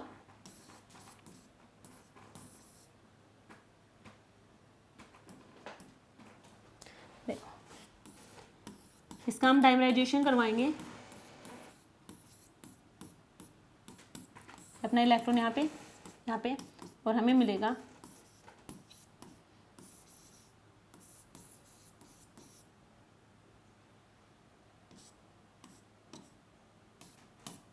ये वाला, ठीक है। ये वाला हमारा आंसर होगा। तो हमें मास स्पेक्ट्रम की नीड नहीं है, जो हमारी बेस वैल्यू है उनकी डायरेक्टली हमें पता चल गया इक्वेशन से। तो आंसर होगा ऑप्शन ए हमारा आंसर होगा। बाकी आप इसका वैल्यू कैलकुलेट करेंगे तो एक बार क्रॉस चेक करने के लिए कर सकते हैं कि हमारा मास यही होगा या फिर नहीं। 1 2 3 4 5 6 7 8 9 10 11 12 कार्बन है यहाँ पे। 12 कार्बन यानी कि 12 इंटू 12 कितना हुआ, 144। नेक्स्ट हम बात करें हाइड्रोजन कितने हैं, 1 2 3 4 5 6 7 8 8 हाइड्रोजन, यानी कि 8 इसमें ऐड करेंगे, हमारे पास होगा 251 152 आया है यहाँ पे मास। बट यहाँ पे हमने कराया है डाइमराइजेशन, एक्चुअल में फिर कितना होगा इसका हाफ करेंगे तो वो हो जाएगा हमारे पास 76 हो जाएगी वैल्यू। तो ये हमारा आंसर बिल्कुल सही है। बाकी सबका भी आपको 76 मिल सकता है, बट हमें इक्वेशन भी करनी है और बाकी आंसर तो इक्वेशन से ही आ जाएगा। तो इक्वेशन आनी इंपॉर्टेंट है। जो हमारा पोर्शन है intermediate reaction mechanism, reagent and name reaction वाला, वो चारों चैप्टर ऑर्गेनिक केमिस्ट्री के सबसे ज़्यादा इंपॉर्टेंट चैप्टर है, सबसे ज़्यादा, ठीक है। तो उसको करना इंपॉर्टेंट है। यदि वो ही चैप्टर नहीं किया ना किसी ने तो फिर आपका एग्जाम क्लियर होना नामुमकिन है, ठीक है। क्योंकि ऑर्गेनिक फिर आपकी पूरी हुई नहीं, क्योंकि बेसिक देखो 4 चैप्टर वो हो गए, और जो हमारे बेसिक चैप्टर हैं जीओसी, स्टीरियो केमिस्ट्री और हमारी जैसे एरोमेटिसिटी होगी, तो ये सभी तो उन्हीं से रिलेटेड क्वेश्चन आएंगे, डायरेक्टली नहीं पूछेंगे। उन्हीं जो वो 4 चैप्टर हैं उन्हीं में मिला के उनको भी पूछ लेंगे, ठीक है। यानी कि जो 6-7 चैप्टर हैं इनका कंबाइन करके क्वेश्चन पूछा जाएगा, इसलिए वो वाले जो चैप्टर हैं वो करना इंपॉर्टेंट है। तो वो जिसने भी नहीं किया फिर कर भी ले, वो भी एक बार रिवाइज कर ले ताकि आपका कॉन्सेप्ट अच्छे से स्ट्रॉन्ग हो जाए। तो ये हमारा क्वेश्चन था। नेक्स्ट देखो, यहाँ पे हमारे पास पीक है, m है, m+2 m+4 पीक छोड़ दिया गया कुछ और, अच्छा यहाँ से है। The mass spectrum of product ए, ये हमारे पास प्रोडक्ट ए होगा कोई। Form in the following reaction exhibit m+2 m+4, ये हमें पीक देगा, ये वाला product. In the ratio of about 1:2:1 the reagent HX, यहाँ पे ये reagent HX and product AR। अच्छा, हमसे ये पूछा गया है कि यहाँ पे जो रिएजेंट है HX और जो प्रोडक्ट है A वो क्या है, वो हमसे पूछे गए हैं। तो ये हमारे पास रिएक्टेंट है, इस रिएक्टेंट की हम किस रिएजेंट के साथ रिएक्शन करवाएंगे, देखो रेशियो देखो 1:2:1 है। ऑप्शन पे जाएंगे एक बार हम, ये हमारे ऑप्शन है, यहाँ पे हमारे पास HF है, HCl है, HBr है और HBr है। ठीक है, यहाँ पे bromine fluorine, chlorine bromine, bromine bromine, bromine और ब्रोमीन, ये है।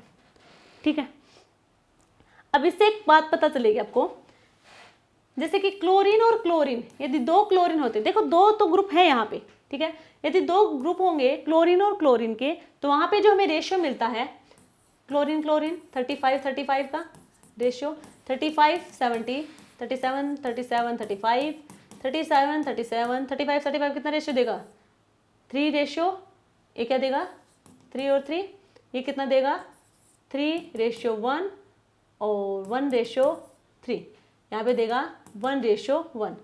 ठीक है, ये 3 3, ये हो जाएगा 9:6:1। यदि दो क्लोरीन प्रेजेंट होंगे तो हमें ये वाला देता है।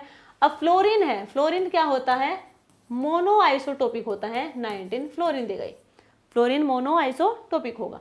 अब हम बात करें ब्रोमीन की, और ब्रोमीन और क्लोरीन होगा, इसका भी 1:2 नहीं होगा, इसका भी डिफरेंट होगा, जो हमने क्लास में करके देखा था, मास में देखा था, मास स्पेक्ट्रोमेट्री में, तो आप जाके चेक कर सकते हैं, इनका रेशियो हमने अच्छे से जो करवाया था यहाँ पे फुल कॉन्सेप्ट के साथ। यदि हम बात करें दो ब्रोमीन है,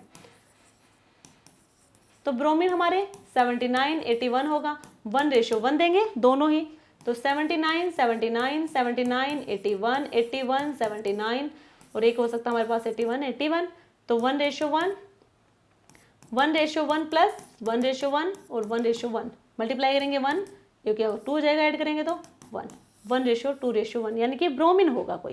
ठीक है, ब्रोमीन होगा, उससे हमें रेशियो मिल जाएगा 1:2:1। अब यहाँ पे ये वाला होगा या फिर ये वाला, ऑप्शन सी हमारा करेक्ट है या फिर डी, यानी कि इससे ये पता चलेगा कि हमारे पास HBr रिएजेंट है।